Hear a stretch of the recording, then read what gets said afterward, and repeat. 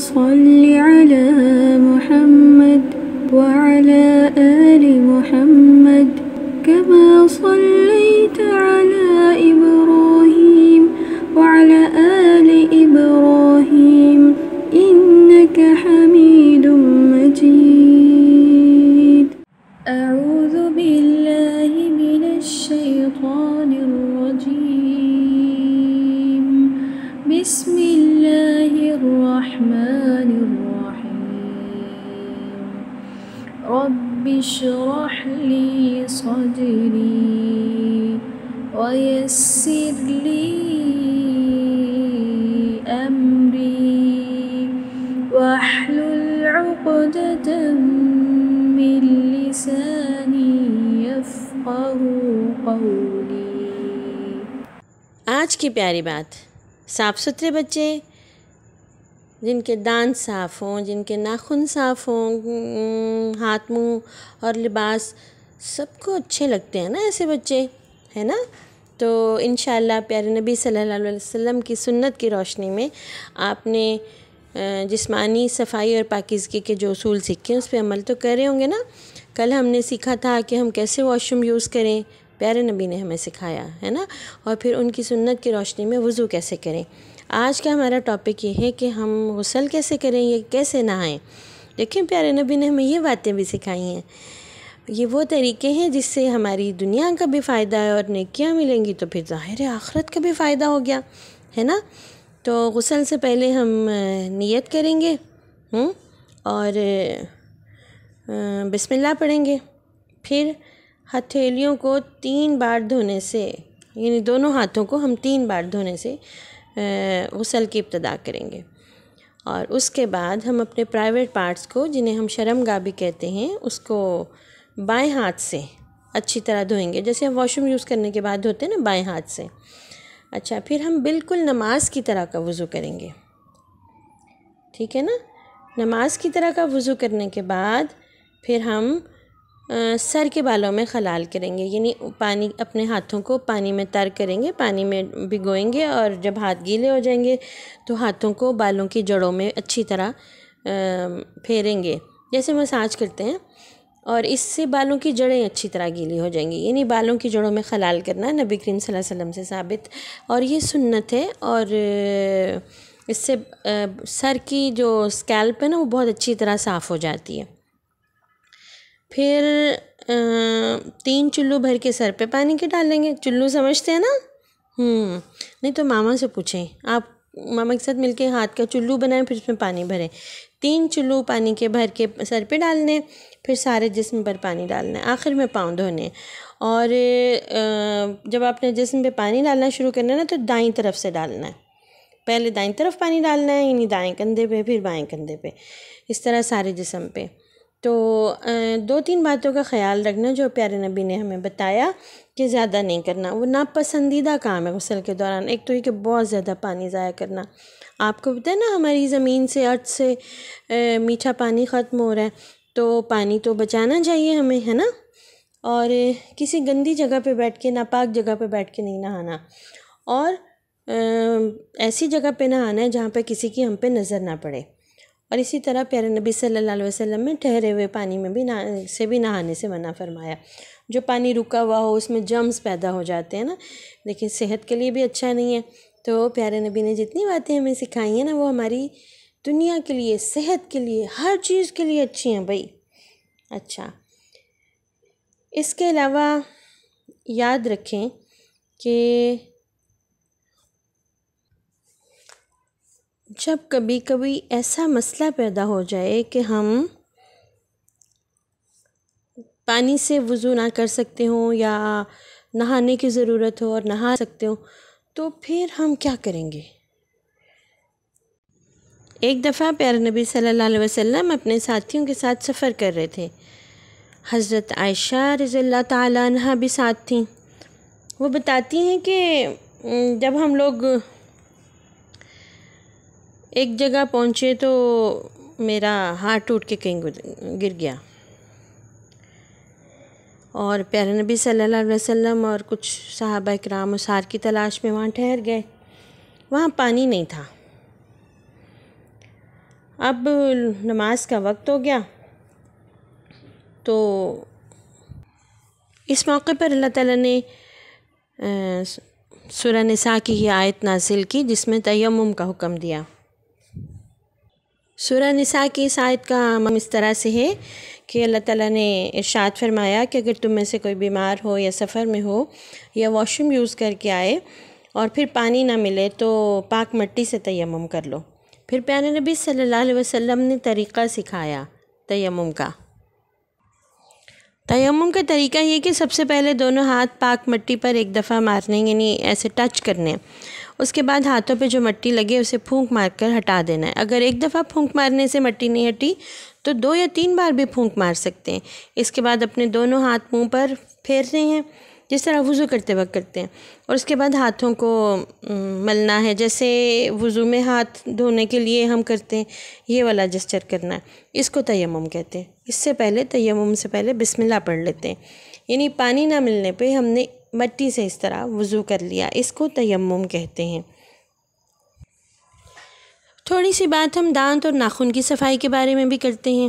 آپ کو پتہ ہے نا پیارے نبی صلی اللہ علیہ وسلم مسواک استعمال کرتے تھے اور مسواک کو استعمال کرنے کو بہت پسند کرتے تھے۔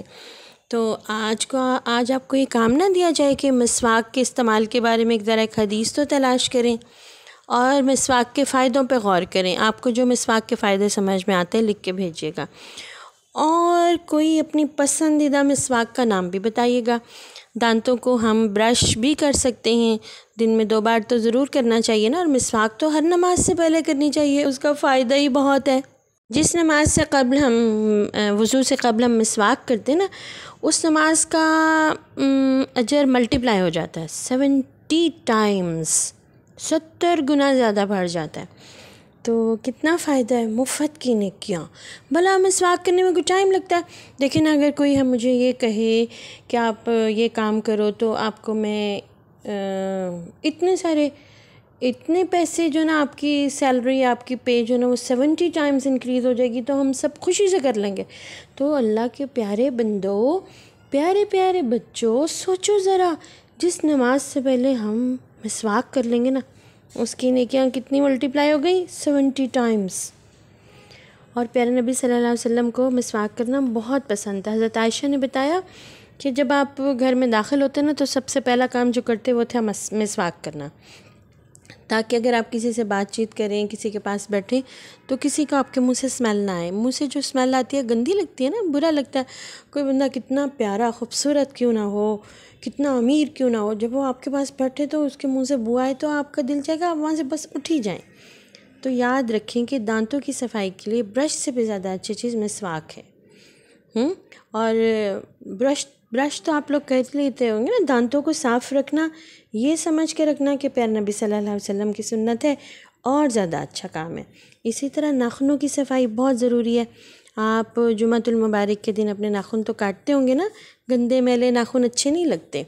جسم کی صفائی کے حوالے سے ہم نے جو باتیں سیکھی وہ کیا ہیں؟ واش روم مینرز، ٹھیک ہے، اچھا اور خوبصورت وضو کرنا، پانی نہ ہو تو تیمم کرنے کا طریقہ بھی ہمیں آنا چاہیے، اور اللہ کے نبی صلی اللہ علیہ وسلم کے بتائے ہوئے طریقے کے مطابق غسل کرنا۔ اس کے علاوہ ہم نے یہ سیکھا کہ مسواک کے کیا فائدے ہیں، اور ہم نے یہ سیکھا کہ دانتوں کو صاف رکھنا بھی جسمانی صفائی کے حوالے سے اللہ تعالیٰ کو اور پیارے نبی کو بہت پسند ہے۔ اب آگے ہمارا بڑا مزے کا ٹاپک آنے والا ہے، اور وہ کیا ہے دیکھیں تو ذرا اسکرین پہ کیا لکھا ہوا ہے، روح کی صفائی اور پاکیزگی۔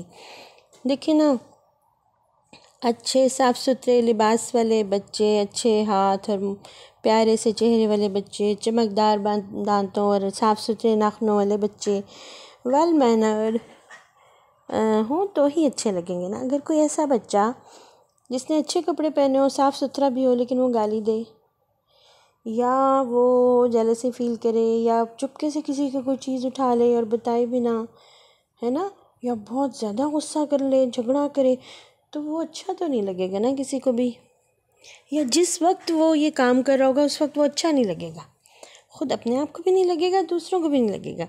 تو اللہ تعالیٰ نے ہمیں یہ بھی بتایا کہ ہم اپنی روح کو، اپنے دل کو کیسے پاک صاف رکھ سکتے ہیں تاکہ ہم اللہ کے پسندیدہ انسان بن سکیں۔ تو آج ہم سیکھتے ہیں کہ ہم اپنی روح کو کیسے پاک صاف رکھیں۔ تو قرآن پاک اس کے لیے ایک لفظ استعمال کرتے ہیں، وہ ہے تزکیہ۔ تزکیہ کا مطلب ہوتا ہے پاک صاف ہونا۔ تو اس کا مطلب یہ ہے کہ اس سے مراد ہے دل کی صفائی اور روح کی پاکیزگی۔ اور پیارے بچوں، دل کی صفائی اور روح کی پاکیزگی کا جو طریقہ ہمیں اللہ تعالیٰ نے بتایا نا، وہی کارگر ہوگا نا، ایسے ہی ہے نا۔ اب ایسا تو ہو نہیں سکتا کہ ہم اپنے دل کو اچھے سے واشنگ سوپ سے یا پھر شیمپو سے دھو لیں، نہیں ہو سکتا نا۔ تو جو طریقہ اللہ تعالیٰ نے ہمیں بتایا نا دل کو صاف ستھرا، جگمگ کرتا پیارا سا دل بنانے کا، ہم وہ سیکھیں گے انشاءاللہ۔ ہم اپنے دل کو پاک صاف کریں گے تو ہماری روح پاک صاف ہو جائے گی اور اس سے ہمیں خوشی ملے گی۔ دل کا اطمینان، دل کی خوشی اصل میں اچھے دل کا مظہر ہے۔ جس کا دل اچھا ہوتا ہے نا، وہ خوش رہتا ہے، وہ اللہ کو راضی کرنے میں لگا رہتا ہے، وہ ڈھونڈتا رہتا ہے ایسے ایسے کام، ایسے طریقے جن سے اللہ تعالیٰ راضی ہو جائیں۔ اور ظاہر ہے اس کے لیے ہمیں دیکھنا پڑے گا کہ پیارے نبی نے وہ کیسے سکھایا، کیا کیا۔ 30واں پارہ تو پڑھ رکھا ہے نا آپ میں سے اکثر بچوں نے، اور کچھ کا بھی سبق آنے والا ہوگا وہاں پہ۔ تو سورہ شمس کی آیت نمبر 9 ہے، قد افلح من زکاہا وقد خاب من دساہا۔ وہ شخص کامیاب ہو گیا، وہ سکسیسفل ہے جس نے کیا کیا، جس نے اپنے دل کو پاک صاف کر لیا، اور وہ ناکام اور نامراد ہو گیا جس نے اپنے دل کو، اپنے نفس کو گناہوں سے آلودہ کر لیا، گندہ کر لیا۔ اور اللہ تعالیٰ نے سورہ آل عمران اور سورہ بقرہ میں بھی پیارے نبی صلی اللہ علیہ وسلم کو دنیا میں بھیجنے کا یہ ایک مقصد بتایا کہ وہ انسانوں کو قرآن پڑھ کے سنائیں اور اس کے ذریعے، قرآن کے آیات کے ذریعے اس پہ عمل کرنا سکھا کر ان کو پاک صاف کر سکے، ان کی روح کو، ان کے دل کو۔ سب سے پہلی چیز جو دل کو گندا کرتی ہے وہ ہے غصہ۔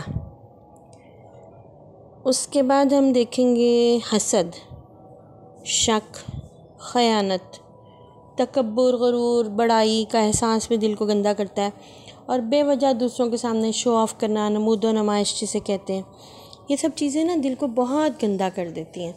اس کی تفصیل انشاءاللہ ہم کل دیکھتے ہیں، اور کل ساتھ ہم یہ بھی دیکھیں گے کہ دل کو خوبصورت بنانے والے کون سے کام ہیں، کون سی چیزیں ہیں، تاکہ ہمارا دل روشن، جگمگ کرتا ہوا اللہ کا پسندیدہ دل ہو۔ ٹھیک ہے نا؟ آج کے لیے اتنا سا، اور پھر انشاءاللہ ہم نے ہوم ورک بھی تو دیکھنا ہے نا۔ تو آج کے بھلا ہوم ورک کون سے ہو سکتے ہیں ذرا بتائیے تو۔ ابھی تھوڑی دیر پہلے بھی میں نے ذکر کیا تھا نا ہوم ورک کا، ایک تو ہاں جی بالکل، مسواک کے فائدے، ٹھیک ایسے ہی ہے نا۔ اور تیمم کرنا آپ سیکھیں گے کیسے کرتے ہیں۔ اس کے علاوہ کوئز ہوگا، ہے نا۔ اور ایک پیارا سا دل بنائیے ذرا، اور ایک گندا سا دل بنائیے، اور گندے دل کے پاس لکھیے گندا دل کیسے ہوتا ہے اور پیارا دل کیسے بنتا ہے، یہ ہم کل سیکھیں گے۔ اور پھر اس پوسٹر کو ہم کمرے میں لگائیں گے جس میں ایک دل گندا ہوگا، ایک پیارا جگمگاتا دل ہوگا، تاکہ ہم اپنے دل کو جگمگاتا دل بنا سکیں۔ کل ہم کچھ دعائیں بھی سیکھیں گے اپنے دل کو بری چیزوں سے بچانے والی، اور دل کو پاک صاف اور اچھا سا دل بنانے کے لیے۔ ٹھیک ہے نا؟ تو پھر آج کے لیے اتنا ہی۔ اللہ حافظ۔ دل لگا کے کام کیجیے گا۔ اور ہاں، کل والی ویڈیو نا یوٹیوب پہ اپلوڈ اب کی ہے، اب کر رہے ہیں ہم۔ اب آپ کو یہ دونوں ویڈیوز انشاءاللہ کٹھی ہی مل جائیں گی۔ کوئز تو آج آپ کا آ گیا تھا نا، آپ میں سے بہت سارے پیارے بچوں نے کوئز کر بھی لیا ہوگا، جن کا رہتا ہے کر لیں۔ ان 3 دنوں کا، یعنی جمعہ، ہفتہ، اتوار کا جو ہوم ورک ہے نا، یہ آپ نیکسٹ منڈے اور ٹیوزڈے تک ہمیں جمع کروا دیں۔ آپ کے لیے بہت سا پیار، بہت سی دعائیں۔ السلام علیکم۔ کلاس ختم کرتے ہیں۔ آپ کا کوئی سوال ہو تو آپ پوچھ سکتے ہیں، چیٹ میں بھی لکھ کے پوچھ سکتے ہیں، باری باری مائک آن کیجیے گا۔ اس بات کا خیال رکھیں، اگر ایک کا مائک آن ہو جائے دوسرا کر رہا ہو تو اپنا مائک بند کر لیں۔ آن لائن کلاس کے یہ آداب ہوتے ہیں کہ ایک ساتھ زیادہ لوگ نہ بولیں، یوں ہی احساس ہو کوئی اور بول رہا ہے اپنا مائک بند کر لیں، باری نہ آئے تو واٹس ایپ میں سوال پوچھ لیں، ٹھیک ہے نا؟ آپ اچھے بچے ہیں نا؟ السلام علیکم۔